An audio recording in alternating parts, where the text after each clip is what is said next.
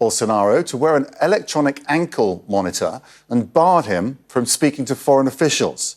CNN Brazil reports police also raided his home and political headquarters, seizing cash and placing him under curfew. It comes amid his trial over an alleged plot to overturn the 2022 presidential election and remain in power. Here's what Bolsonaro said today. I am a former president. I am 70 years old. It's a supreme humiliation. Let's go to Stefano Bozzibon, standing by for us live in Bogota, Colombia. I mean, how have the authorities explained this, Stefano? Well, the authorities are saying, just like you said, that Bolsonaro, the former president of Brazil, was at risk of leaving the country, perhaps to avoid this, the verdict of this trial, which we understand could come at any point, at any time at this point.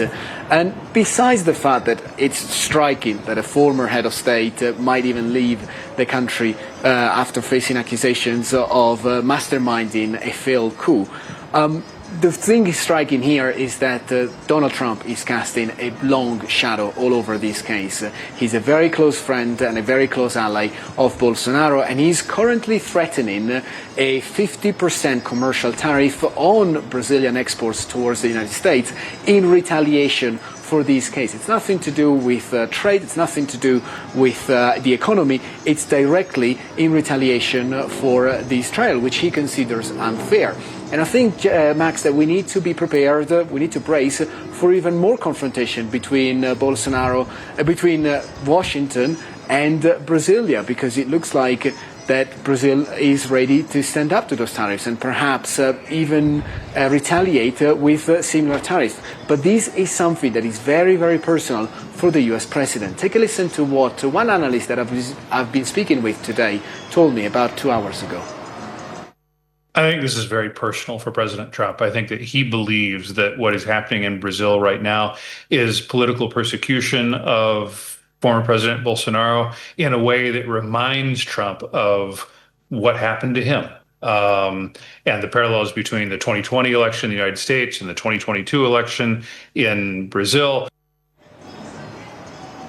And Max, like I said, in the past, Donald Trump has tried to use the threat of tariffs as a way to impose his view, especially in foreign policy. But it looks like that in the current president of Brazil, Luiz Inácio Lula da Silva, he really has found a formidable opponent, because even yesterday in an interview with our colleague Cristiana Mampuro, an exclusive interview on CNN, Lula told us that he's ready to retaliate, that he's not afraid of paying the costs of these tariffs, and even told the president of the United States pretty much to mind his own business, that he will take care of the businesses in Brazil. That's why I think we really need to pay a very, very close eye. We really need to pay a close attention to what's happening in Brazil, because the confrontation could really, really spiral, especially if you consider that Bolsonaro, well, he could be charged, he could be found guilty at any point of those charges, and risks up to 40 years in jail. It's very serious.